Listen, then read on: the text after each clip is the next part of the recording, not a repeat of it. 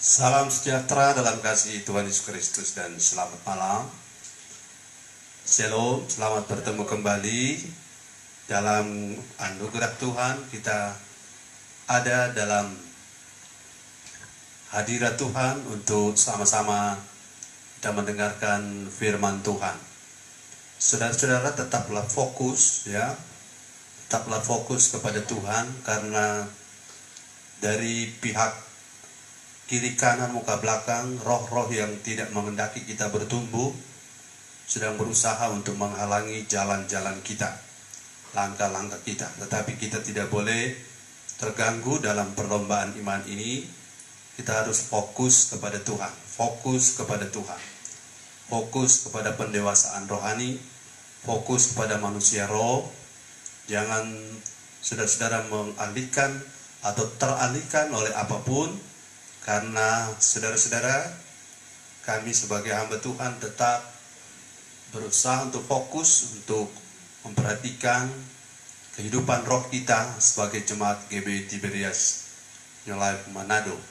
Saya percaya saudara-saudara, kita semua ada dalam rancangan Tuhan. Rancangan Tuhan mengenai kita adalah rancangan damai sejahtera dan rancangan hari depan yang penuh dengan harapan.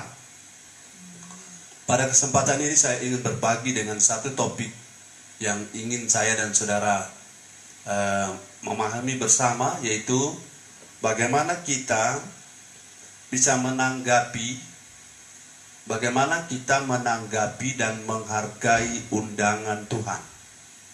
Bagaimana kita menanggapi dan menghargai undangan Tuhan. Untuk orang-orang yang belum dalam Yesus, sampai saat ini Tuhan masih menawar-nawarkan terus melalui pelayanan penginjilan untuk orang datang pada Yesus. Tetapi orang yang di dalam Yesus juga sampai hari ini Tuhan menawarkan kepada kita untuk mari kita bertumbuh ya. Mari kita fokus membangun manusia roh kita. Untuk mari kita jadi dewasa. Mari kita beroperasi dalam kerajaan Allah.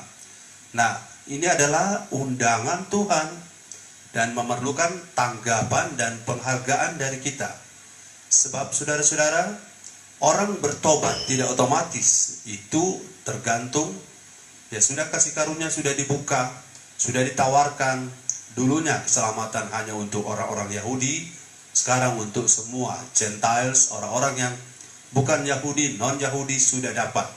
Tetapi tidak otomatis bahwa orang-orang yang non-Yahudi pasti menerima kasih karunia, karena itu harus ditanggapi dan dihargai.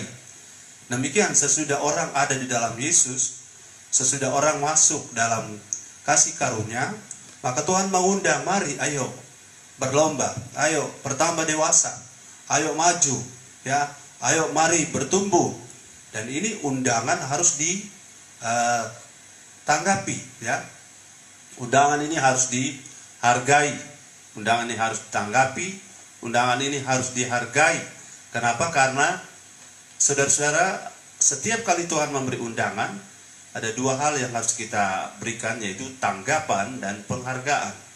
Nah, mari kita melihat dalam pembacaan kita, dan Ibu Gembala akan membantu membaca di dalam pembacaan kita di Lukas pasal 14 ayat 15 sampai ayat yang ke-24. Lukas pasal 14 ayat 15 sampai ayat 24. Ada orang-orang yang sudah kenal Yesus, kemudian Tuhan menawarkan undangan, invitation, undangan, ajakan, ayo marilah. Nah, ini kita akan lihat dalam Lukas 14, ada berbagai tanggapan dan reaksi. Tanggap itu reaksi bahkan sikap dari orang-orang yang mendapatkan undangan dari Tuhan. Jadi saya rindu kita malam ini memahami satu pemahaman tentang bagaimana menanggapi atau meresponi dan bagaimana kita menghargai undangan Tuhan. Dalam ayat ini kita akan lihat ayat yang ke-15. ya. Perumpamaan tentang orang-orang yang berdalih. Mendengar itu berkatalah seorang dari tamu-tamu itu kepada Yesus, "Berbahagialah orang yang akan dijamu dalam kerajaan Allah." Tetapi Yesus berkata kepadanya, "Ada seorang mengadakan perjamuan besar dan ia mengundang banyak orang. Menjelang perjamuan itu dimulai, ia menyuruh hambanya mengatakan kepada para undangan, 'Marilah, sebab segala sesuatu sudah siap.' Tetapi mereka bersama-sama meminta maaf. Yang pertama berkata kepadanya, 'Aku telah membeli ladang dan aku harus pergi melihatnya. Aku minta dimaafkan.' Yang lain berkata, 'Aku telah membeli 5 pasang lembu kebiri dan aku harus pergi mencobanya. Aku minta dimaafkan.' Yang lain lagi berkata, 'Aku baru kawin dan karena itu aku tidak dapat datang.' Maka kembalilah hamba itu dan menyampaikan semuanya itu kepada tuannya. Lalu murkalah tuan rumah itu dan berkata kepada hambanya, 'Pergilah dengan segera ke segala jalan dan lorong kota dan bawalah kemari orang-orang miskin dan orang-orang cacat dan orang-orang buta dan orang-orang lumpuh.' Kemudian hamba itu melaporkan, 'Tuan, apa yang Tuhan perintahkan itu sudah dilaksanakan, tetapi sekalipun demikian masih ada tempat.' Lalu kata Tuhan itu kepada hambanya, 'Pergilah ke semua jalan dan lintasan dan paksalah orang-orang yang ada di situ masuk, karena rumahku harus penuh. Sebab aku berkata kepadamu, tidak ada seorang pun dari orang-orang yang telah diundang itu akan menikmati jamuanku.'" Ya.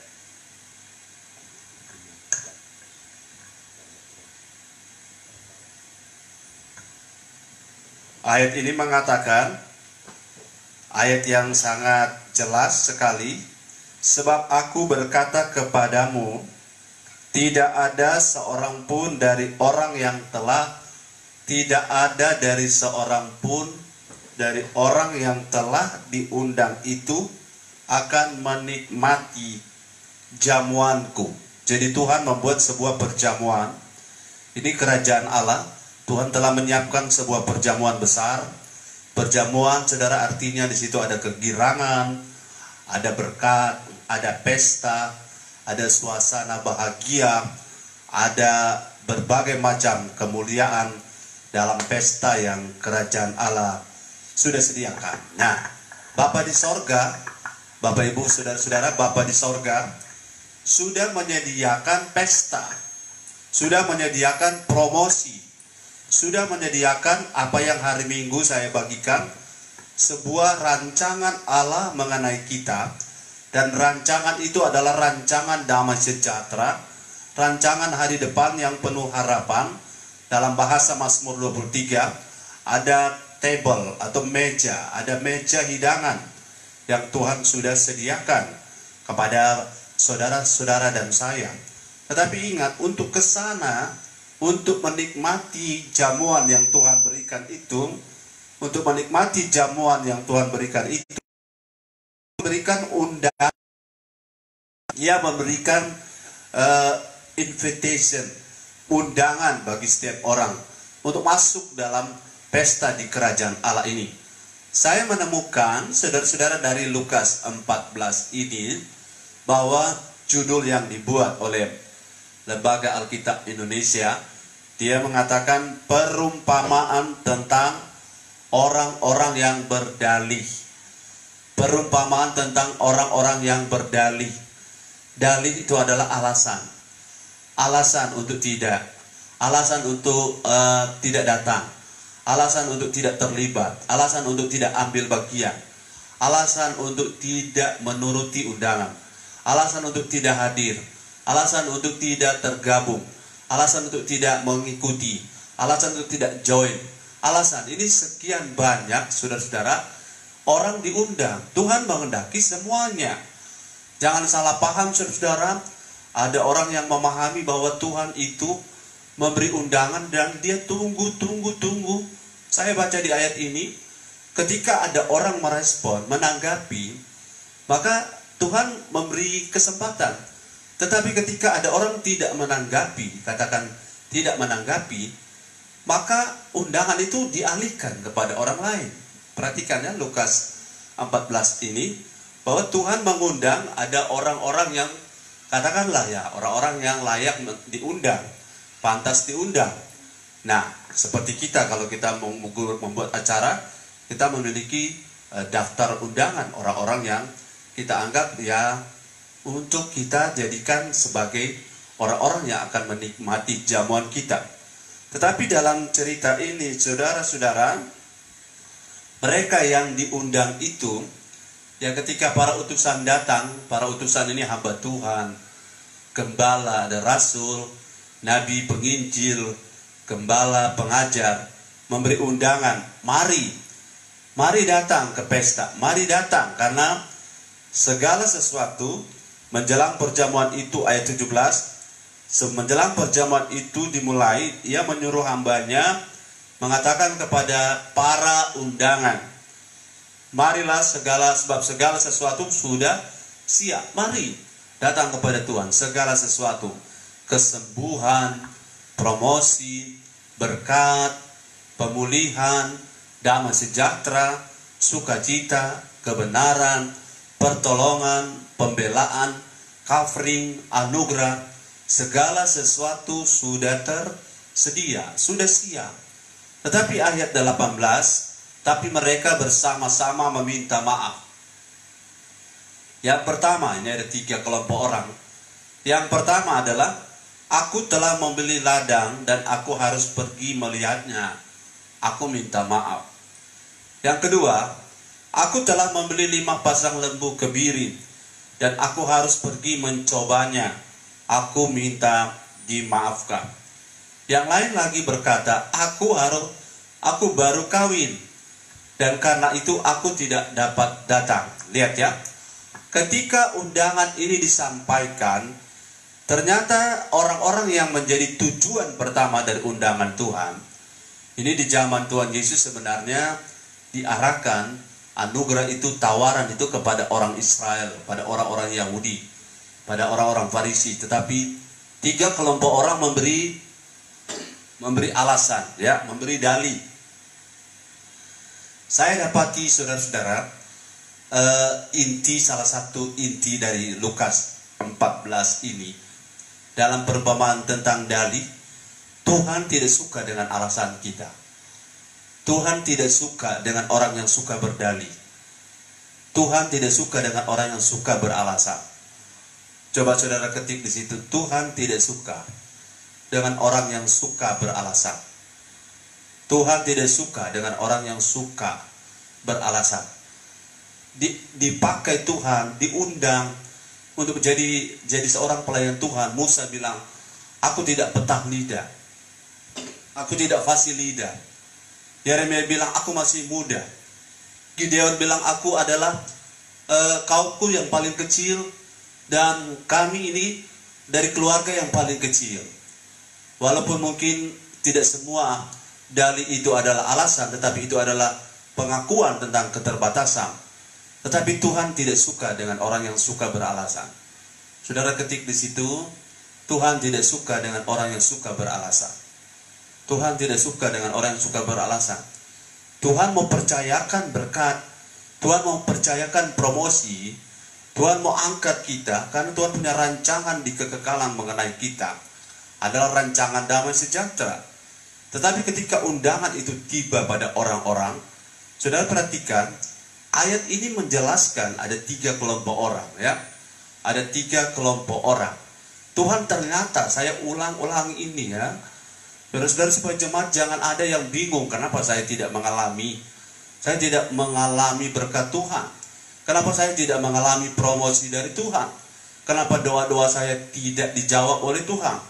Ternyata satu poin di sini, Tuhan tidak suka dengan orang yang suka menciptakan alasan untuk tidak merespon undangan Tuhan. Jadi jangan salah paham dengan Tuhan ya. Jangan keliru dan tidak tepat pemahaman tentang Tuhan. Tuhan Raja Maha Besar. Amen. Tuhan Raja Maha Kaya. Tuhan Maha segalanya. Dan dia yang levelnya high class itu, ya, Allah yang maha tinggi, Allah El Elyon itu Allah yang kelasnya tidak ada tandingannya.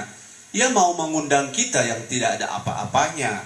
Dia mau mengundang kita yang semuanya yang namanya kekuatan kita dari Dia, kesehatan kita dari Dia, berkat kita dari Dia, kecakapan kita dari Dia, semua nafas kita dari Dia, apa yang ada pada kita semua dari Dia. Nah, itu semuanya tak ada yang dari kita. Dan Dia yang begitu tak terjangkau, yang bahasa teologiannya bilang Allah yang transenden itu, Allah yang transenden, yang tak terjangkau itu mau turun. Dia mau turun, dia mau legowo, dia mau turun untuk turun ke level kita. Dan sekarang dia undang, ayo marilah sebab segala sesuatu sudah siap. Bukankah rancangan Allah mengenai kita sudah siap? Bukankah kehendak Allah mengenai kita untuk kita dipromosi sudah selesai? Marketnya, gambar atau blueprintnya sudah selesai. Dan Tuhan mengundang kita untuk kita bisa datang ke pesta di mana kita dipromosi, datang ke pesta di mana kita di-approve, ya, disahkan oleh Tuhan, diakui, diproklamasikan. Inilah anak-anak yang kukasih, inilah anak-anak yang berkenan, ini anak-anak yang akan saya promosi. Undangan Tuhan ditujukan pada semua orang yang sudah percaya Yesus.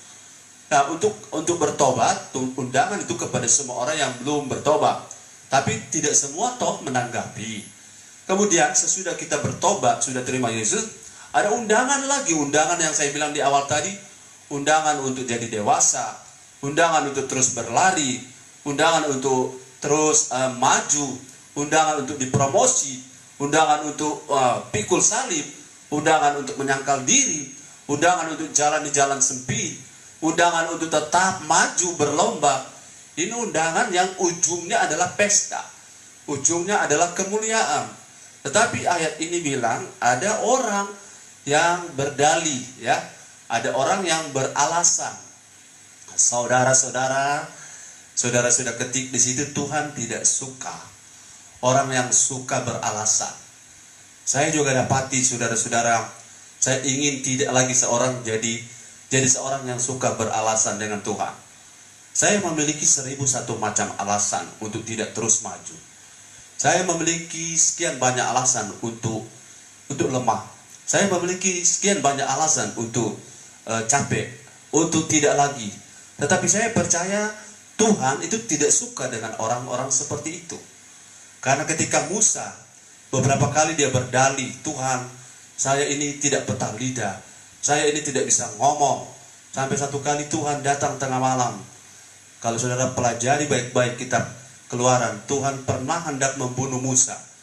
Ia tinggal ditolong oleh Sipora istrinya dengan mengambil pisau dan menyunatkan anaknya dan mengambil itu sebagai pengantin darah. Nanti cerita kapan-kapan. Tapi intinya Tuhan pernah marah pada orang yang suka berdalih, pada orang yang suka beralasan. Kenapa? Kamu kan nanti bicara, aku yang kasih hikmat, ya toh? Aku yang nanti akan menyertai kamu.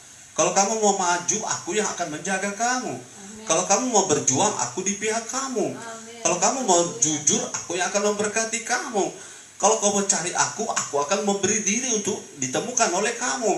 Apa yang kurang yang Allah tawarkan? Apa yang kurang yang Allah sediakan? Tetapi memang kita manusia dasar suka menciptakan alasan. Dan saya yakin, saudara para pendengar yang mengikuti saya, saudara bukanlah orang-orang tipe seperti itu. Orang-orang tipe-tipe seperti itu sudah tidak lagi ada di antara kita. Orang yang suka berdalih. Memang kalau kita mau bicara alasan, semua orang mudah sekali. Manusia diciptakan untuk menjadi seorang yang mudah sekali membuat alasan, ya. Ada sebuah cerita lama tentang sebuah lagu yang mungkin masa kecil ada orang yang masih ingat. Ada lagu begini. Hai putri, mengapa sakit perut? Saya sakit perut, nasi manta-manta. hai nasi mengapa manta-manta? Saya manta-manta, api mati-mati. Hai api, mengapa mati-mati? Saya mati-mati, kayu basah-basah. Hai kayu, mengapa basah-basah? Saya basah-basah, hujan turun-turun. Hai hujan, mengapa turun-turun? Saya turun-turun, kodok mandi-mandi. Cerita ini kalau kita nyanyikan panjang. Pokoknya orang kalau mau berdalih, ada saja yang dia bisa buat. Saya capek lah, saya sibuk lah, saya lupa lah, saya tidak ada waktu lah, saya ada urus inilah, saya ada urus itulah. Kalau Tuhan menciptakan alasan, saudara, sebenarnya Tuhan punya alasan banyak untuk tidak tolong kita. Tuhan punya banyak alasan untuk tidak lagi. Saya punya statement pernah bilang begini, ketika manusia jatuh dalam dosa, dapatkah Allah menciptakan manusia yang lain? Sementara manusia yang sudah jatuh dia bersihkan, dia selesaikan, dia singkirkan, dan dia ciptakan manusia yang lain, yang baru, generasi baru. Dapatkah? Dapat. Tapi Allah tidak menjadikan itu alasan. Ia berusaha memulihkan orang-orang yang ia telah ciptakan untuk ditawarkan pemulihan. Tetapi pemulihan tidak terjadi secara otomatis. Jangan percaya pada orang-orang yang mengajarkan pemulihan itu otomatis. Pemulihan ada harga, amin. Pemulihan ada harganya. Promosi ada harga, amin. Jadi saudara-saudara, ketika Tuhan mengundang untuk datang ke pesta yang sudah siap semua berkat-berkatnya, orang-orang itu beralasan, ya. Alasan itu pada ayat yang ke-18 dan sampai 20. Ibu Gembala akan membacakannya. Ayat 18 sampai ayat 20 Lukas pasal ayat yang ke-18. Tetapi mereka bersama-sama meminta maaf. Yang pertama berkata kepadanya, aku telah membeli ladang dan aku harus pergi melihatnya. Ya. Aku minta dimaafkan. Aku telah membeli ladang.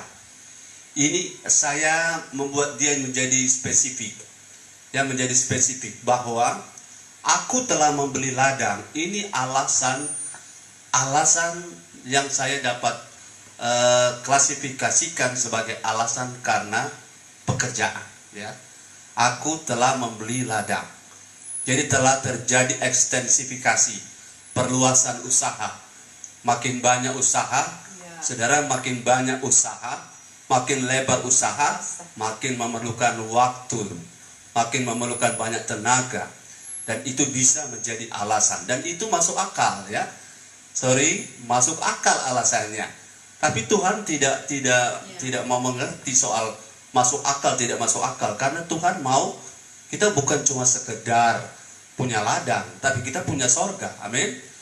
Kita bukan cuma sekedar punya ladang, tapi kita punya sorga. Kemudian yang kedua, ya, saya bahas satu-satu, tapi kita lihat dulu poin-poin. Itu dalih oleh karena pekerjaan, punya ladang yang baru beli, ladang baru, ya. Kedua, coba kita lihat ayat 19. Yang lain berkata, aku telah membeli 5 pasang lembu kebiri, dan aku harus pergi mencobanya. Aku minta dimaafkan. Ya, yang kedua adalah baru beli lembu, ya. Baru beli lembu. Kalau lembu di zaman itu dengan zaman kita sekarang, kan sekarang ada satu merek mobil yang merek Kijang, ada pernah merek kuda, ada Panther. Nah, saudara, kami baru beli lembu.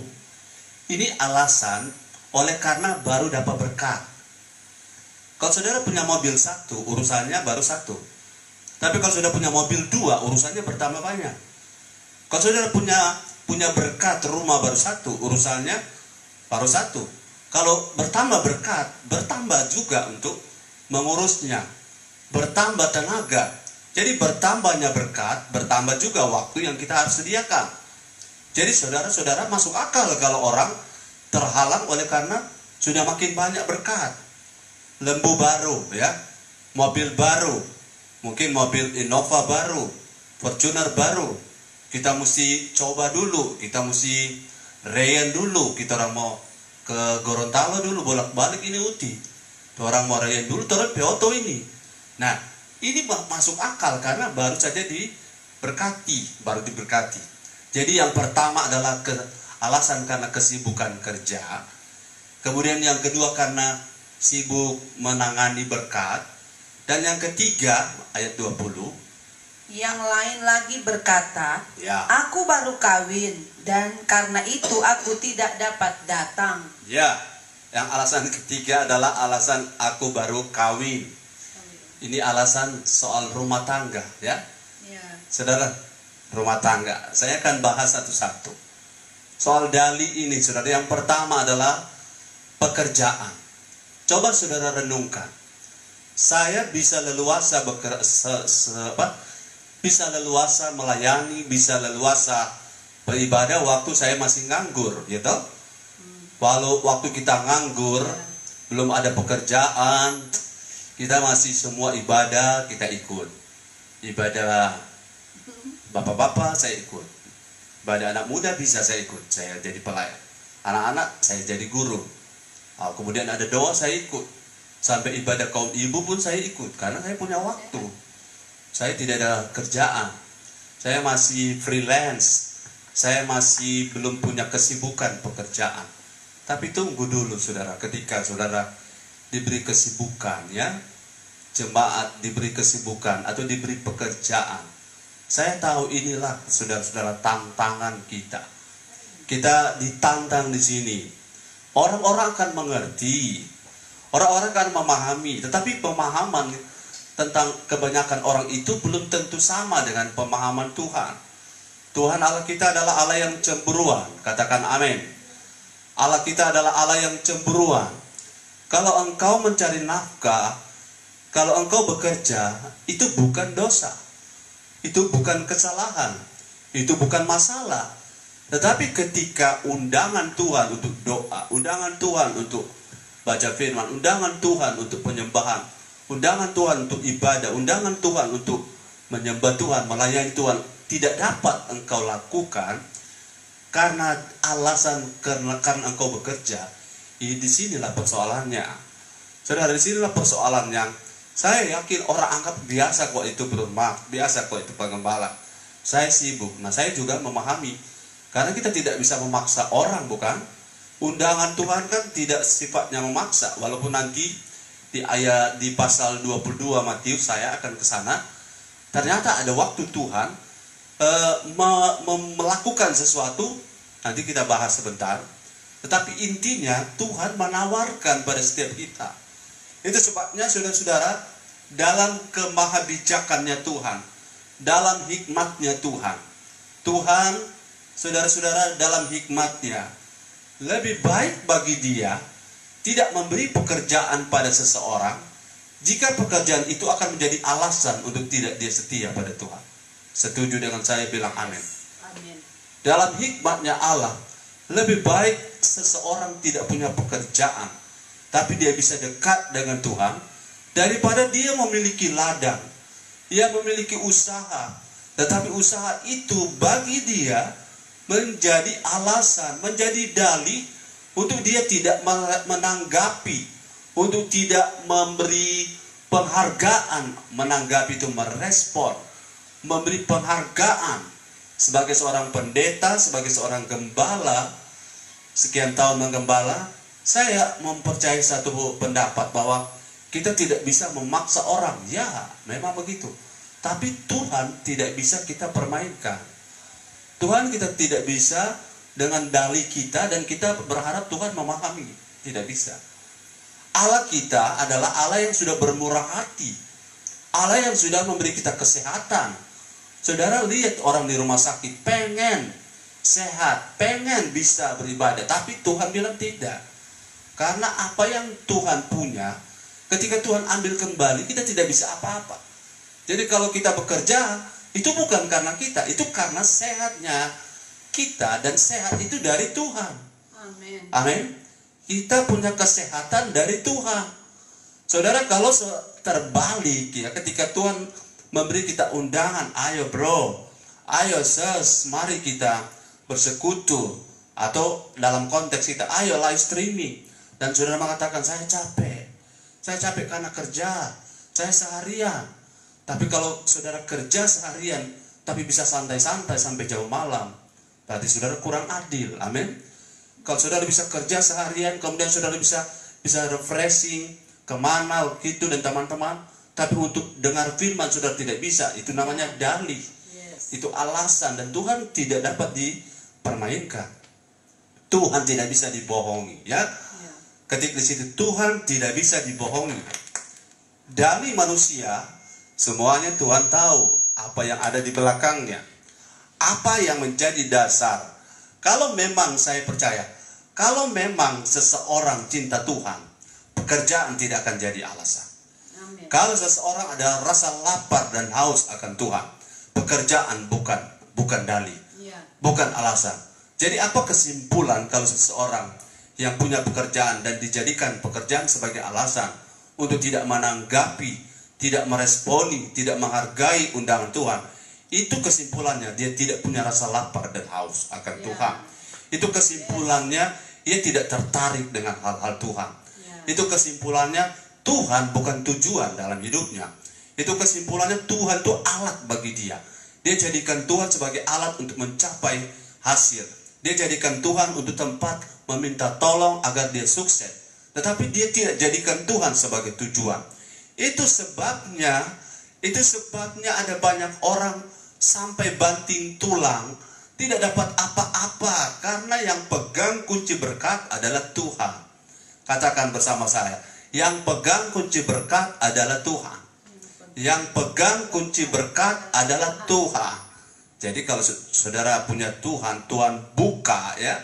Kalau Tuhan buka, tidak ada orang bisa kunci. Amen. Tapi kalau Tuhan kunci, kalau Tuhan tutup, tidak ada orang bisa buka. Nanti saudara pegang kata-kata saya. Satu saat orang-orang yang suka berdalih dengan tidak merespon Tuhan karena pekerjaan, satu saat, garis bawahi ini profetik sekali, profetik. Tuhan bisa mengambil pekerjaanmu. Tuhan bisa mengambil jobmu. Tuhan bisa mengambil ladangmu. Oleh karena ladangmu telah menjadikan alasan untuk engkau tidak datang pada Tuhan. Ini firman keras Pak Gembala. Ya, sudah bukan waktunya lagi jemaat itu dibujuk-bujuk. Kemudian akhirnya kita mengurus jemaat yang saya sering bercanda. Saya tidak ingin menjadi gembala yang mengurus jemaat yang pakai pampers semuanya. Saya pengen jemaat itu strong dan akurat. Amen. Saya rindu jemaat itu kuat. Bukan jemaat yang sedikit ngambek dan sedikit dibujuk-bujuk. Sudah bukan waktunya lagi. Kalau saat-saat sukar seperti ini, saudara tidak bersikap benar, maka tidak ada lagi yang dapat menolong. Karena ini firman sudah berulang-ulang ya. Amen. Firman sudah diulang-ulang. Jangan sampai pekerjaan menjadi dalih. Ini kalau di bulan Desember paling banyak terjadi. Karena bikin kue Natal tidak doa. Karena bikin cookies Natal tidak ibadah. Karena sibuk bikin nasi jahan, ya, tidak masuk gereja. Dan ini orang-orang tidak sadari. Juga para pendeta takut ngomong, ya.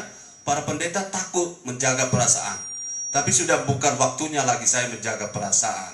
Saya pengen jemaat ini mengalami apa yang namanya undangan Tuhan, dan menikmati table, ya, pesta, meja hidangan yang Tuhan sediakan. Jangan sampai pekerjaan, ladang baru dibeli, jadikan alasan, minta maaf saya tidak bisa hadir. Kalau manusia bisa memaklumi. Tapi saya mau belajar untuk lebih penting Tuhan punya perasaan daripada manusia punya perasaan. Kita akan berusaha jamin Tuhan punya perasaan. Amin. Kalau saya bilang tidak apa-apa, tapi kalau Tuhan bilang itu masalah, maka saya jamin orang, tapi tidak jamin Tuhan. Amin. Kita mesti jamin Tuhan punya perasaan. Kalau Tuhan bilang itu masalah, jadi kita perlu perbaiki.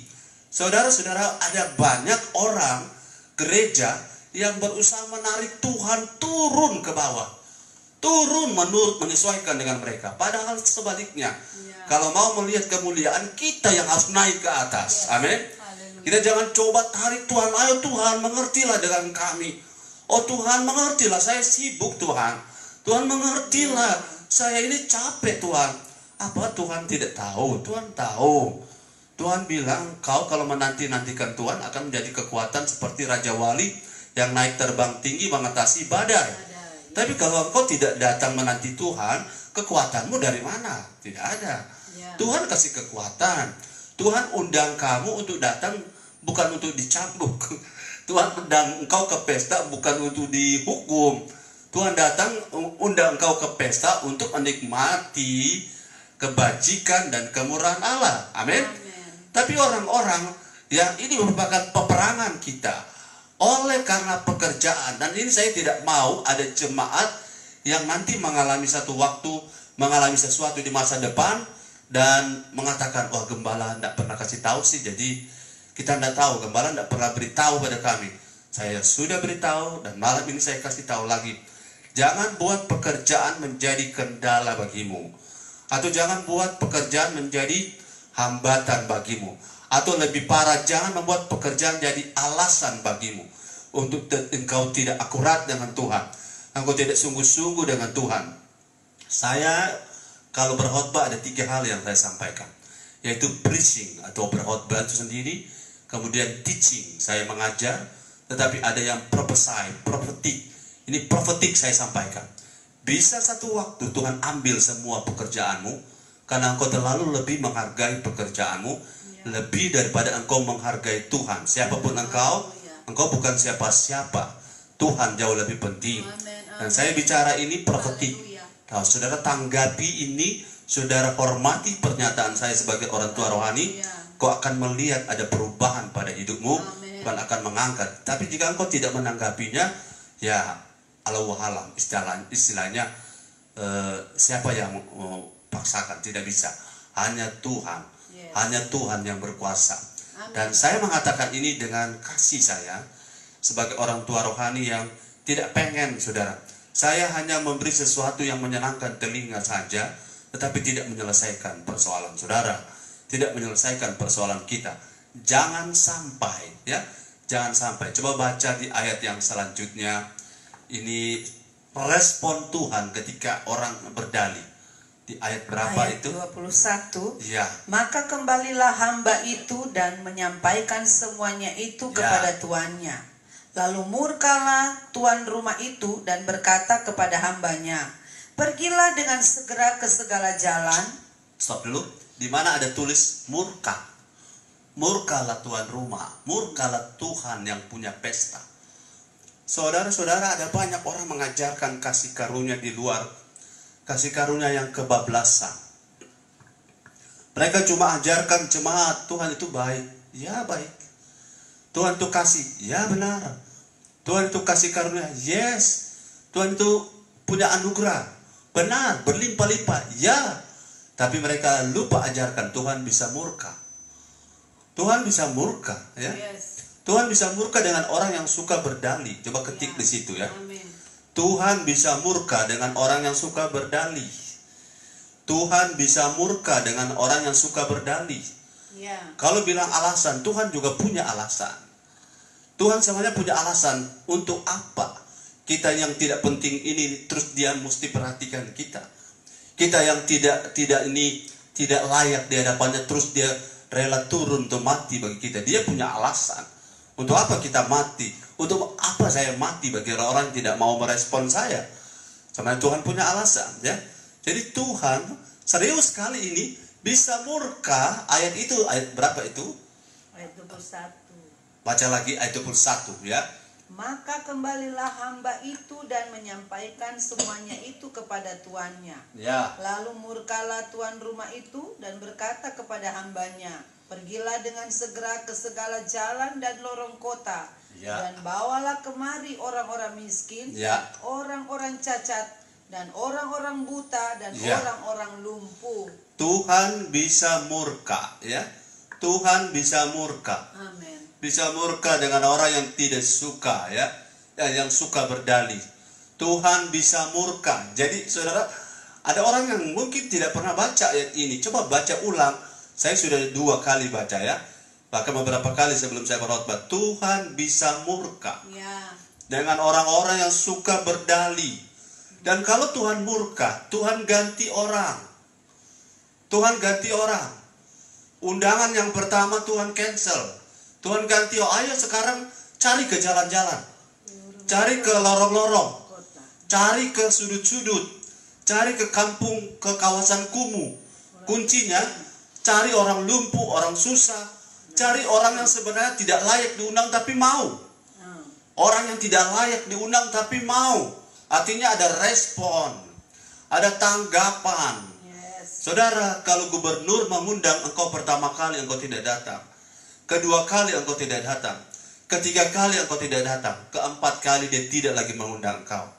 Itu gubernur. Tuhan masih undang mungkin engkau sampai hari ini. Kalau saudara pengadilan mengundang atau polisi mengirimkan surat panggilan, pertama engkau tidak pergi, masih diterima. Kedua engkau tidak pergi, masih dimaklumi. Ketiga panggilan tidak ditanggapi, engkau diangkat pakai ambulan, diangkat pakai mobil polisi. Kenapa? Orang kalau diundang, sementara yang mengundang adalah orang yang punya otoritas, lembaga yang punya otoritas. Saudara dan saya tidak bisa main-main. Kalau yang mengundang itu punya otoritas atas kita dan kita meresponnya, maka kita baik-baik saja. Kalau yang mengundang atas kita punya otoritas atas kita, tapi kita acuh tak acuh, kita main-main saja, maka seperti undangan polisi. Pertama engkau dipanggil, engkau tidak datang, tidak masalah. Kedua engkau tidak datang, tidak ada masalah apa-apa. Ketiga engkau tidak datang, maka yang seterusnya engkau akan dijemput paksa. Tuhan memang tidak seperti itu. Tapi ada waktu Tuhan, dia akan mengalihkan. Dia akan apa? Mengalihkan. Katakan, Tuhan akan mengalihkan jika saya selalu berdalih. Ya, Tuhan akan mengalihkan jika saya selalu berdalih. Ketik di situ ya. Haleluya. Haleluya. Kalau saudara disuruh melayani, melayani. Jangan kok kita. Dia saja. Itu dalih namanya. Kenapa saya? Itu dalih ya. Dalih itu alasan ya. Alasan. Dan kalau Tuhan dapati kita selalu berdalih, kecuali memang saudara tidak mampu dan saudara bilang saya tidak bisa. Lain. Tapi kalau saudara bisa, saudara mampu, saudara memang dipakai di situ. Saudara beralasan ini, beralasan capek, beralasan sibuk, beralasan banyak kerjaan.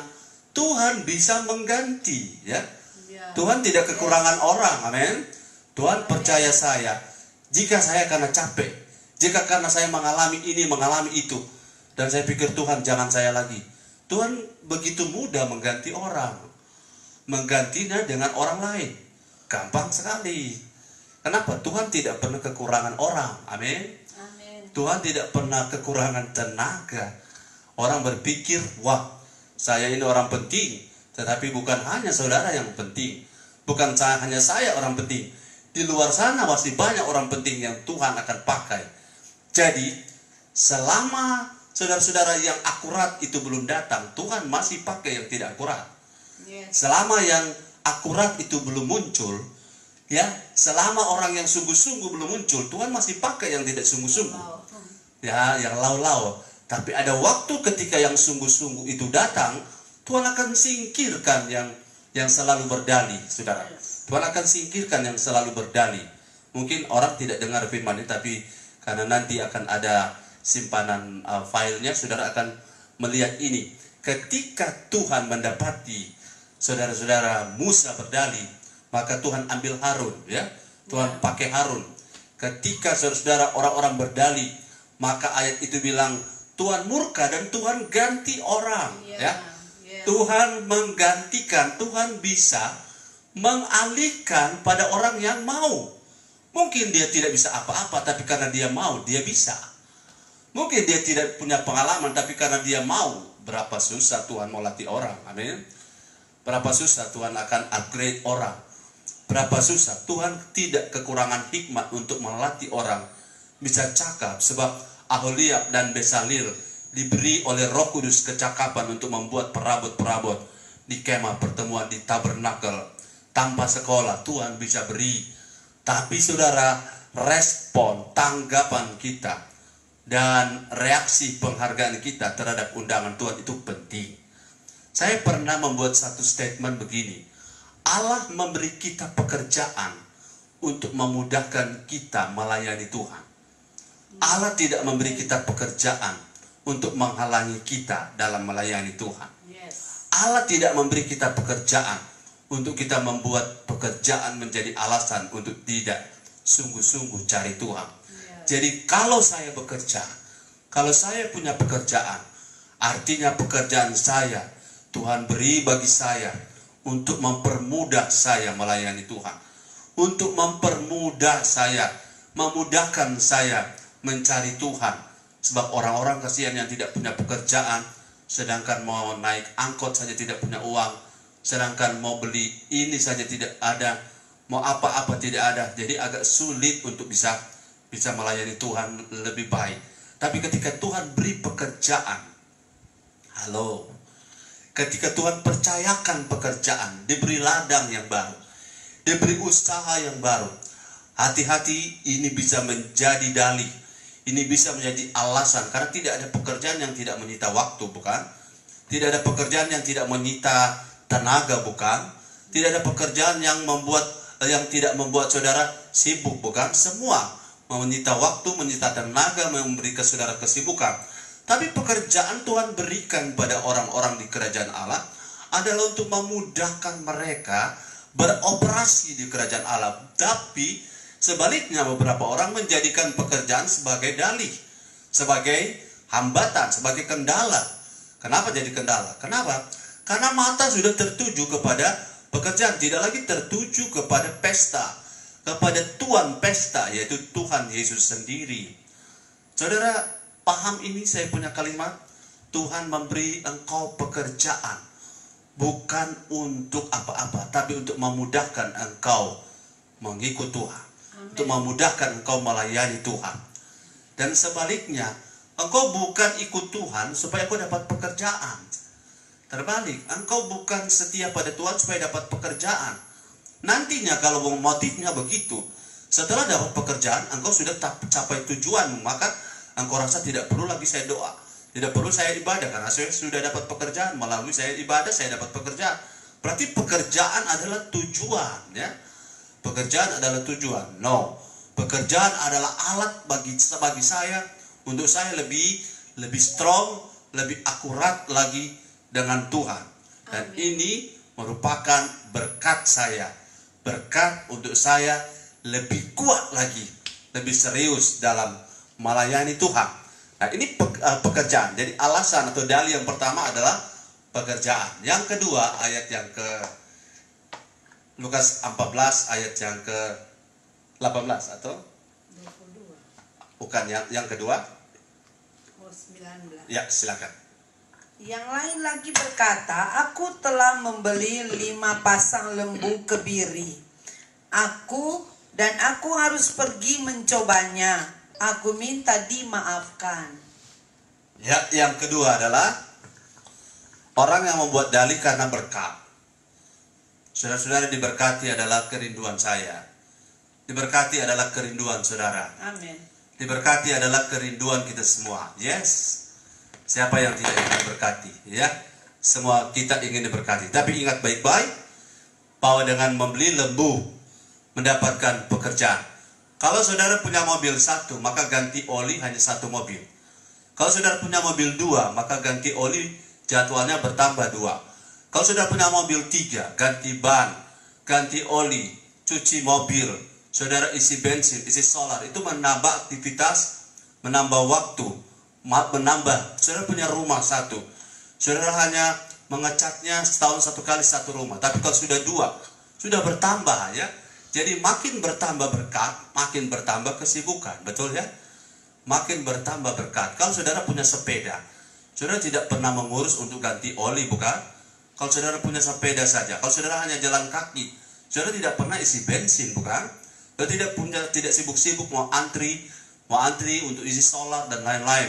Tapi kalau saudara punya motor, saudara sudah punya kesibukan. Nah, kalau motor bannya pecah baru 2. Tapi kalau saudara punya mobil, maka saudara punya gangguan kendaraan sudah roda 4. Jadi makin banyak berkat, makin banyak urusan. Saudara perhatikan baik-baik, makin banyak berkat, makin banyak urusan. Jadi di sini kita perlu bijaksana. Saudara yang tidak punya anak kan bebas untuk punya banyak waktu. Tapi kalau saudara punya banyak anak kan berkat ya. Tapi sebentar saya bicara soal anak, karena itu poin yang ketiga. Jadi ketika kita diberkati, itu urusannya bertambah banyak. Kalau saudara tidak kuat, tidak cakap, janganlah berdoa untuk berkat banyak-banyak, karena saudara harus menyiapkan, menyisihkan waktu mengurusnya. Dan apabila mengurus berkat itu pada titik tertentu telah menjadi sebuah barikade atau barrier, sebuah hambatan, kendala, atau menjadi palang, atau menjadi jalan yang tertutup untuk saudara bisa merespon, menanggapi undangan Tuhan untuk pelayanan, untuk doa, untuk ibadah, maka berkatmu akan menjadi salah satu alasan untuk engkau tidak lagi seperti dulu. Dulu, ya ini bahasa Manado. Dulu waktu Pope, semua ibadah kita ada. Dulu waktu susah, semua kegiatan kita hadir. Dulu waktu masih kere, ini bukan marga. Dulu waktu tidak punya apa-apa, masih papa, kita bisa dengan mudah kemana-mana ikut ibadah walaupun kita numpang barangkali. Tapi waktu kita sudah diberkati, di situ kita diperhadapkan pada tantangan. Kita masih mau urus ini, Pak Pendeta, Pak Gembala, saya masih sibuk urus itu. Saya mesti, dan seterusnya. Dan itu sangat manusiawi dan masuk akal. Tetapi kalau saudara terhalang dengan itu, ayat yang saya baca tadi, ayat 22, Tuhan bisa murka. Amin. Tuhan bisa murka. Dan kalau Tuhan murka, artinya saudara akan dibuat berjuang sendiri dengan berkat-berkatmu. Dan pada kesempatan lain saya sudah sampaikan, kita tidak dapat mengabdi kepada dua tuan. Kita tidak dapat mengabdi kepada Tuhan sekaligus mamon. Kita harus tempatkan Tuhan nomor 1, baru mamon nomor 100.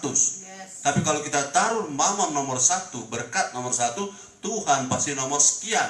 Dan kalau hidup kita seperti itu, kita akan bekerja keras banting tulang tanpa perlindungan, tanpa covering, tanpa rasa damai, tanpa rasa aman, tanpa sukacita. Sebab berkat sejati hanya datang dari Tuhan Yesus.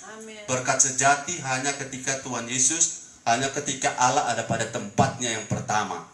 Nah, orang baru beli lembu sama dengan baru beli mobil, yang mesti tes dulu, yang mesti coba pasang variasi, pasang sound, pasang efek, pasang AC, pasang variasi hiasan, ya ini apa? Semua mungkin ganti jok dan lain-lain.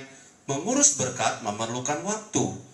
Tetapi janganlah mengurus berkat membuat kita tidak lagi menanggapi, tidak merespon, tidak memberi sikap yang tepat terhadap apa yang Tuhan sudah berikan, yaitu undangan untuk maju, undangan untuk akurat, undangan untuk tetap strong, undangan untuk tetap setia, undangan untuk tetap berlari, undangan untuk tetap melayani Tuhan, undangan untuk mendukung kerajaan Allah. Jadi saya berharap jemaat sekalian memahami bahwa Tuhan adalah Allah yang cemburuan. Ia bisa saja memberkati kita, tetapi ketika ia lihat berkat itu menjadi penghalang bagi kita, ia dapat saja dalam hikmatnya, karena bagi dia lebih baik kita tidak punya apa-apa, tetapi kita setia dengan Tuhan, daripada dengan apa-apa yang ada pada kita meninggalkan Tuhan. Betul saudara ya? Setuju dengan saya? Daripada kita karena berkat meninggalkan Tuhan, lebih baik kita tidak punya apa-apa tetapi tetap dengan Tuhan. Tapi bukan itu kan yang kita inginkan. Kita pengen kita diberkati, tetapi Tuhan pengen bukan dengan diberkatinya kita terhalang untuk melakukan apa-apa yang Tuhan anggap penting. Prioritas-prioritas kerajaan Allah tidak menjadi nomor 2, nomor 3 karena kita sibuk dengan berkat-berkat kita. Diberkati adalah kehendak Tuhan, tetapi berkat tidak boleh menjadi penghalang di depan kita. Berkat tidak boleh menjadi penghalang jalan-jalan akurat rohani kita. Berkat tidak boleh membuat kita jadi sulit untuk maju. Haleluya. Jadi saudara-saudara menangkap ya, kita supaya rancangan Tuhan Tuhan mau bawa kita di pesta, di promosi, diberkati, diproklaim, diakui di depan umum bahwa kita adalah anak-anak dan kita dilimpahkan kepercayaan, kita diberi otoritas, kita menjadi anak-anak raja. Tuhan memberi kita undangan untuk ke sana. Tetapi saudara-saudara, undangan itu ketika kita baca Lukas 14, ada orang yang terhalang karena mereka membuat dalih, karena baru beli lembu sepasang dan baru mau pergi coba. Jadi mencoba, menikmati berkat itu tidak salah, saudara. Menikmati berkat tidak salah. Tapi berkat tidak boleh menjadi penghalang untuk kita akurat dengan Tuhan. Ketik di situ, berkat tidak boleh menjadi penghalang. Amin. Berkat tidak boleh menjadi penghalang ikut Tuhan. Berkat tidak boleh menjadi penghalang ikut Tuhan. Diberkati adalah kehendak Tuhan. Tapi sekali lagi, berkat tidak boleh jadi penghalang pekerjaan Tuhan. Saya sedikit kembali di poin yang pertama. Ada banyak orang, saudara-saudara, hanya karena pekerjaan melayani sudah tidak bisa. Melayani sudah tidak bebas. Melayani sudah menjadi prioritas nomor sekian. Hanya karena pekerjaan, takut kehilangan pekerjaan. Saya percaya pekerjaan itu yang beri adalah Tuhan. Amen. Yang beri adalah Tuhan Yesus. Dan Tuhan beri untuk kita lebih mudah melayani. Yang sekarang kita sedang bahas yang kedua. Berkat adalah dari Tuhan. Amin. Berkat, diberkati adalah kehendak Tuhan. Diberkati adalah kehendak Tuhan. Tapi berkat tidak boleh menjadi penghalang. Ketik di situ, berkat tidak boleh menjadi penghalang saya ikut Tuhan. Ini serius saya bicara karena akan ada banyak orang diberkati ke depan. Amin. Saya beriman ada banyak jemaat, bahkan kalau boleh semuanya akan diberkati di hari-hari sesudah hari musim-musim ini. Kita akan diberkati berlipat-lipat ganda. Tapi tidak boleh berkat itu jadi penghalang. Saya sudah bilang, catat tanggal hari ini ya.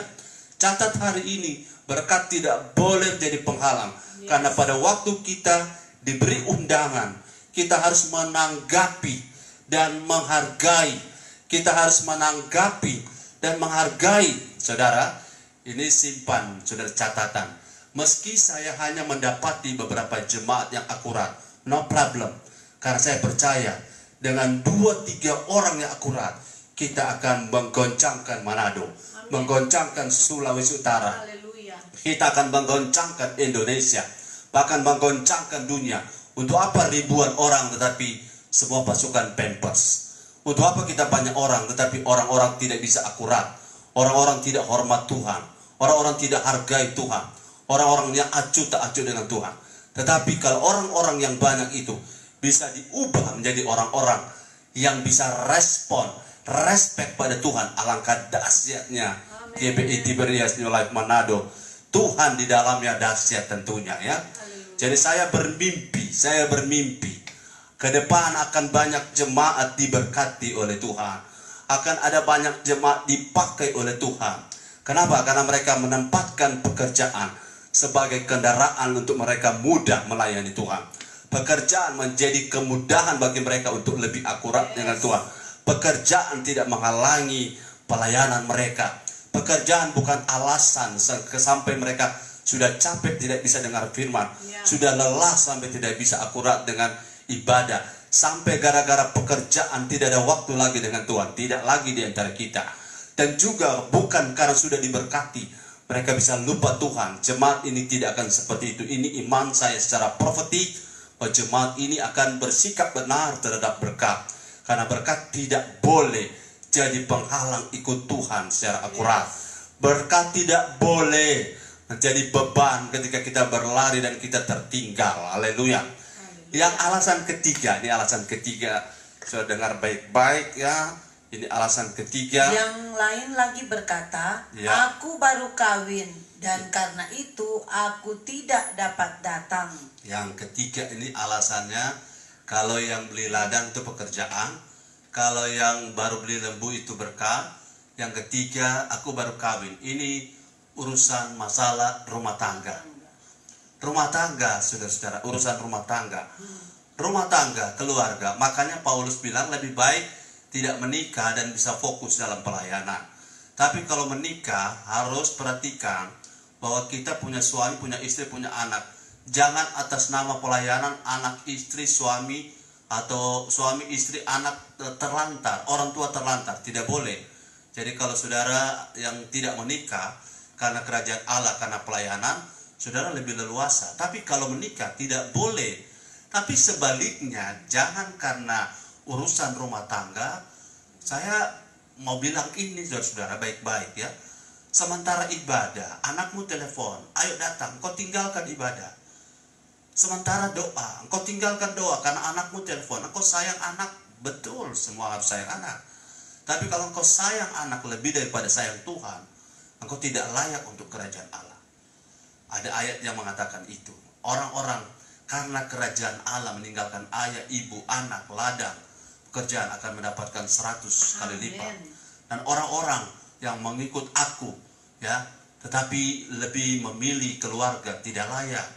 Walaupun kita tidak mempertentangkan antara keluarga dan pelayanan atau ibadah atau ikut Tuhan, tetapi kita harus dengan sikap yang bijaksana. Kita harus orang Manado bilang pintar-pintar atur waktu. Pintar-pintar kalau ada urusan dengan keluarga, jangan dibuat bersamaan dengan ibadah. Amin. Jangan dibuat bersamaan. Kalaupun bisa, kalaupun terpaksa, maka suami ikut ibadah. Mungkin istri bisa mengurusnya. Jangan semua seutuh-utuhnya sudah tinggalkan hanya karena urusan keluarga. Walaupun itu penting, tapi ini level rohani. Amin. Ini level rohani. Kami suami istri pun melatih diri.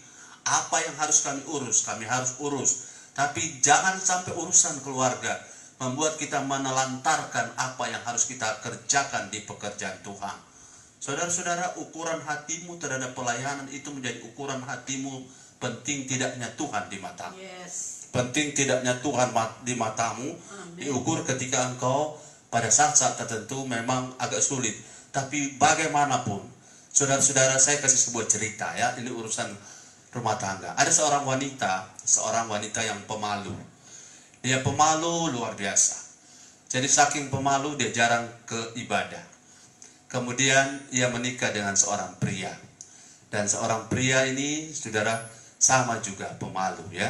Masih malas-malas ibadah. Ketika pendeta konseling mereka mau menikah, pendeta pesan, kamu harus setia beribadah. Mereka bilang iya. Setelah menikah diberkati, minggu depan pendeta telepon, tolong jangan lupa ibadah. Iya Pak Pendeta, iya Gembala. Tapi hari Minggu tidak datang. Pendeta tanya, kenapa tidak datang? Oh, minta maaf, kami lagi bulan madu, kesian. Oh iya, lagi bulan madu. Silakan. Kemudian minggu depannya lagi belum balik. Minggu depannya lagi belum ada. Setelah itu sudah kembali dari bulan madu, Gembala telepon. Oke, sudah kembali, jadi hari Minggu nanti masuk gereja kan? Oh iya. Tapi setelah hari Minggu mereka tidak datang. Gembala telepon lagi. Kenapa tidak datang? Aduh Gembala, habis bulan madu tapi istri kasih yang maaf, sota dudu, sudah hamil. Jadi dokter bilang tidak boleh dulu bergerak. Oh ya. Jadi masih kasihan belum bisa ke gereja. Oh iya. Tidak apa-apa, pendeta sabar ya. Puji Tuhan. Oke. Sudah beberapa bulan kemudian pendeta bilang, sudah so boleh masuk gereja? Ya Pak Gembala, so boleh masuk gereja no? Ini bahasa Manado. Sudah boleh no ke gereja, tapi ya karena istri saya pemalu, perutnya sudah besar, dia malu kasihan mau ke gereja dengan perut sebesar itu. Oh iya. Oh pendeta, iya tapi hatinya sudah mulai galau ini pendeta. Oke, setelah itu dapat telepon, Gembala, kenapa? Tolong bantu doa, sudah mau melahirkan. Oh iya, Gembala doakan, lahir, puji Tuhan. Tapi Gembala bilang, sesudah anak lahir kamu harus ke gereja ya. Ya Pak Gembala. Oke. Setelah itu saudara-saudara, mereka datang ibadah, hanya penyerahan anak mereka datang. Sesudah itu, kenapa tidak masuk gereja? Aduh Gembala, tapi istri pemalu kesian. Jadi kalau anak minta menyusui, dia malu sekali. Jadi dia tidak mau ke gereja. Aduh, saudara-saudara, Gembala sudah kehilangan hikmat. Minggu depan lagi tanya, kenapa nak masuk gereja? Aduh, ini adik so besar, so berjalan, so lari-lari. Jadi istri saya malu kalau ini adik masuk gereja, lantas dia nanti lari-lari ke depan, ke mimbar. Terus bagaimana nanti? Aduh, nanti dia tunggu sebesar. Ya Tuhan tolong, gembala so sakit kepala ini. Nanti kemudian anak so besar, so boleh kau masuk gereja. Aduh Pak Gembala, kita pe anak so remaja. Kenapa? Napa so keluar rumah so nak pulang-pulang. Aduh Tuhan. Akhirnya stres, nak masuk gereja lagi. Puji Tuhan.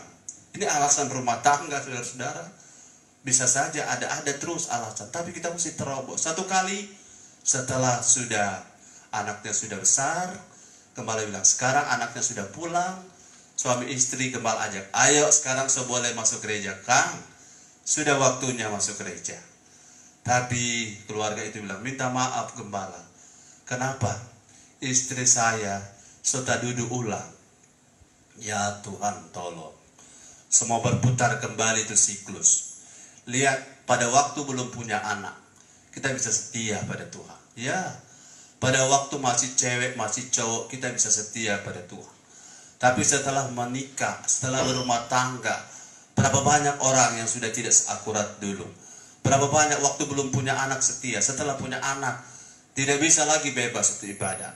Padahal Tuhan memberkati kita dengan keluarga bukan untuk terhalang. Tuhan memberkati kita anak bukan untuk terhalang kita cari Tuhan. Tuhan memberkati rumah tangga kita, punya suami, punya istri sekarang, bukan untuk menghalangi kita datang pada Tuhan. Tangkap ini baik-baik, karena Tuhan adalah Allah yang melihat hati kita. Kalau memang kita cinta Tuhan, ada orang-orang yang bawa anaknya ke gereja. Kalau memang cinta Tuhan, ada orang yang bawa anaknya walaupun ia pelayanan.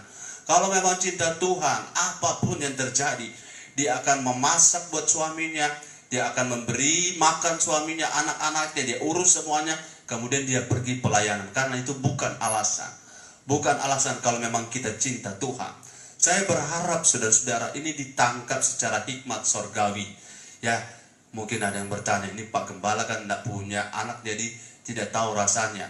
Saudara-saudara, ini bukan soal itu, tapi soal pemahaman tentang 3 kelompok orang yang berdalih untuk tidak meresponi, menanggapi undangan Tuhan. Yang pertama, orang yang karena sibuk bekerja. Yang kedua, karena orang sibuk dengan berkat. Yang ketiga, orang karena sibuk dengan rumah tangga.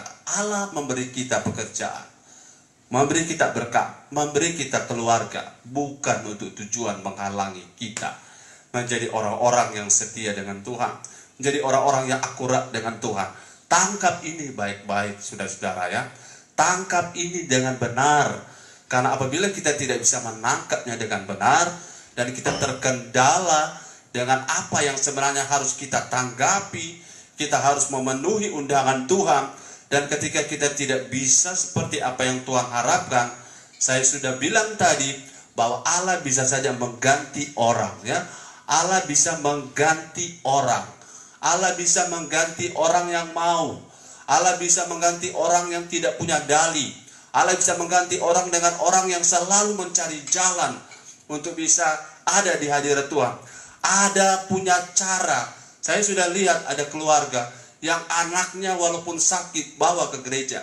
Ada saya lihat orang walaupun sibuk, dia akan tinggalkan pekerjaannya, dia akan cari Tuhan.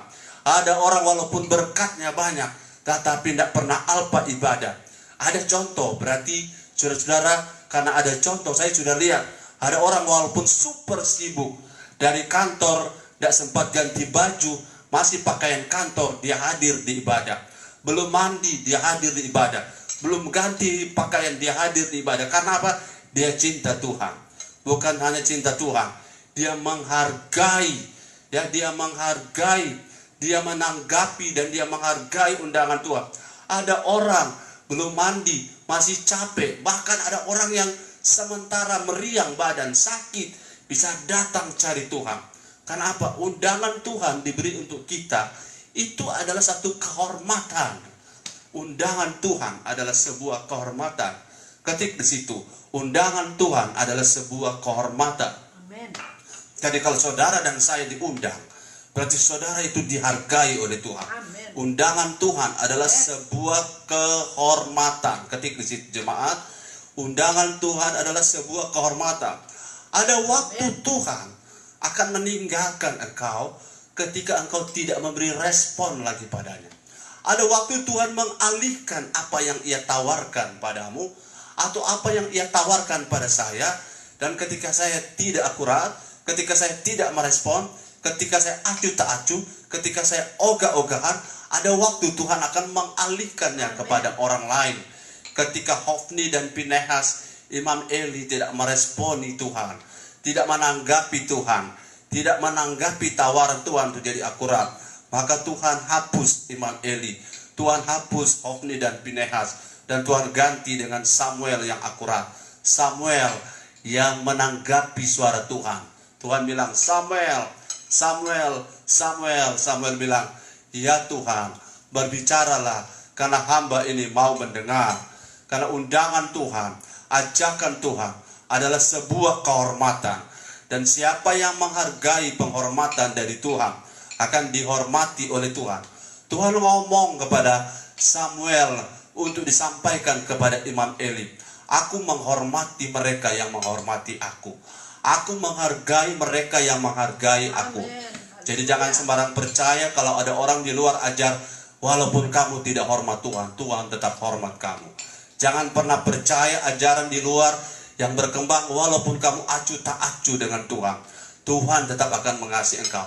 Itu ajaran yang saya lihat, hanya melihat dari sisi Allah yang baik, tapi tidak melihat sisi kekudusan dan disiplin Allah. Kita bukan memiliki Allah yang murahan, katakan amin. Kita bukan memiliki Allah yang gampangan, amin. Ya, ketik di situ, Allah kita bukan murahan. Allah kita murah hati, tetapi dia bukan murahan. Ulangi, Allah kita murah hati, tetapi Allah kita bukan murahan. Haleluya. Nah, jika saudara tanggapi undangannya, saudara hargai undangannya, maka ukuran yang engkau pakai untuk mengukur akan diukurkan kepadamu. Ukuran yang saya pakai untuk mengukur akan diukurkan kembali kepada saya. Kalau saya menghormati Tuhan saya, karena memang ia layak. Tuhan kita bukan gila hormat, ya. Tuhan kita bukan gila hormat. Tuhan itu memang sudah sepantasnya dihormati. Jadi kalau orang besar, ya, Presiden undang kita di 17 Agustus, dapat undangan untuk hadir di upacara peringatan kemerdekaan Republik Indonesia yang ke-75. Kalau saudara dapat undangan, kadang-kadang orang posting di Facebook sebagai kebanggaan, karena ini adalah sebuah kehormatan kalau kita bisa diundang di acara kemerdekaan Republik Indonesia. Kalau Tuhan undang kita melayani, kalau Tuhan undang kita ada di ibadah, kalau Tuhan undang kita live streaming, kalau Tuhan undang kita untuk menyembah Tuhan, itu adalah sebuah kehormatan. Jadi kita punya Tuhan, bukan Tuhan yang murahan. Allah kita murah hati, tetapi dia mengundang kita bukan karena sudah tidak ada orang lain. Dia undang kita bukan karena kita sendiri, kita orang penting saja. Masih sekian banyak orang yang antri, orang yang mau, tapi kalau Tuhan pilih kita, itu perlu ditanggapi, perlu dihargai. Jika tidak, sekali lagi saya ulang, ini undangan atau pakai bahasa kita Wahyu, kaki dian akan berpindah. Kaki dian, pertanda perkenanan Tuhan akan berpindah dari seseorang. Saudara, saya tidak ingin perkenanan Tuhan berpindah dari hidup saya. Saya tidak ingin kaki dian berpindah dari keluarga kita. Saya tidak ingin kaki dian, tanda perkenanan Tuhan, tanda kehadiran Tuhan dipindahkan dari GBI Tiberias New Life Manado. Saya tidak ingin perkenanan Tuhan oleh karena tidak respect dan tidak tanggap dan tidak menghargai undangan Tuhan, penghormatan Tuhan itu dicabut dari kita. Saya tidak ingin terjadi, saudara-saudara, kalau perkenanan Tuhan, Tuhan angkat. Tuhan tidak mau lagi bicara dengan kita. Tuhan tidak lagi mau bicara dengan gereja kita. Tuhan tidak lagi mau bicara dengan gembala saudara. Tuhan tidak lagi mau hadir di ibadah kita. Tuhan tidak mau lagi membela proyek-proyek kerajaan Allah yang ada pada kita. Atau Tuhan akan meninggalkan kita seperti ia meninggalkan Saul. Tuhan akan meninggalkan kita seperti ia meninggalkan Simpson. Jangan sampai ini terjadi. Tuhan ingin kita meresponinya. Amen. Karena ayat itu sangat prihatin. Tuhan bilang, ayat yang terakhir ayat 24 itu ada ditulis di situ. Ayat Tuhan yang ke-24. Ayat 24. Sebab aku berkata kepadamu, tidak ada seorang pun dari orang-orang yang telah diundang itu akan menikmati jamuanku. Tidak ada seorang pun dari orang-orang yang telah diundang itu akan menikmati jamuanku. Tidak ada seorang pun dari orang-orang itu yang telah diundang akan menikmati promosi-promosi daripadaku. Akan menikmati janji-janjiku. Akan mengalami rancangan-rancangan Tuhan yang telah aku rancangkan. Karena kalau saudara baca di Matius 22, yang datang bawa undangan itu bukan hanya ditolak dengan minta maaf. Kami tidak bisa hadir karena pekerjaan. Minta maaf kami tidak bisa hadir karena mengurus berkat. Minta maaf kami tidak bisa hadir karena urusan rumah tangga. Di Matius 22 kalau saudara baca di sana, saudara ada dicatat di sana sebagai ayat-ayat terakhir. Orang-orang yang membawa undangan bukan cuma ditolak, dibunuh, ya, dibully, dibunuh. Jadi kalau saudara mendengar firman seperti ini, bisa saja ada orang yang membuli, ada orang yang ngenyek, ada orang yang berkata, masa begitu. Mereka tidak peduli. Tapi satu waktu saudara, saya ingat cerita tentang Nabi Nuh. 120 tahun undangan untuk orang-orang bertobat disampaikan oleh orang benar Nuh. 120 tahun. Ulangi saudara, ini waktu yang tidak pendek ya. 12 tahun saja lama. 120 tahun Nuh menyampaikan berita pada orang-orang di zamannya agar mereka berbalik dari jalan mereka. Ditawarkan undangan karena Tuhan buat bahtera cukup besar ya. Tetapi sebenarnya menurut saya bahtera tidak dibuat untuk binatang-binatang saja. Bahtera tidak dibuat untuk binatang-binatang, untuk selamatkan binatang. Tapi terutama bahtera dibuat untuk selamatkan manusia. Tetapi berapa banyak orang di zaman Nuh yang menanggapi dan menghargai undangan Tuhan melalui Nabi Nuh. Bahkan papa, mama, kakak beradik Nuh itu sampai mengolok-olok, kenapa bangun bahtera di bukit? Mengapa bangun bahtera tidak di pantai? Orang-orang mungkin akan mengolok-olok engkau karena engkau cinta Tuhan, engkau rela tinggalkan pekerjaan atau rela curi waktu atau mengerjakan semua lebih awal supaya engkau bisa datang ibadah. Engkau mungkin akan dicemooh orang karena engkau capek-capek masih dengan pakaian seragam. Engkau masih mau datang cari Tuhan. Mungkin engkau akan dicemooh karena dengan banyaknya berkatmu, tapi engkau masih sibuk untuk mencari Tuhan. Orang-orang akan mencemooh mungkin karena engkau dengan begitu berhikmat mengurus rumah tanggamu sebaik mungkin, dan sesudah itu engkau pergi mengikuti apa yang Tuhan perintahkan padamu, mengerjakan tugas-tugas, beribadah. Kalau engkau melakukan itu dengan setia, mungkin orang-orang akan merasa engkau orang-orang yang aneh. Tetapi di mata Tuhan bukan aneh, engkau ajaib. Anak-anak ajaib, anak-anak yang respon pada apa yang jadi tawaran Tuhan. Marilah kepadaku semua yang letih, lesu, dan berbeban berat. Aku akan memberikan kelegaan kepadamu.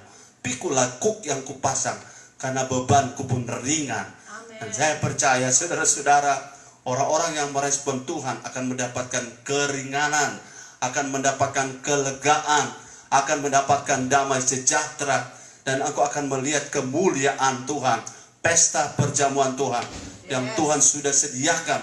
Bahkan bahasa kitab Mazmur, Allah menyediakan hidangan di hadapan para lawanku.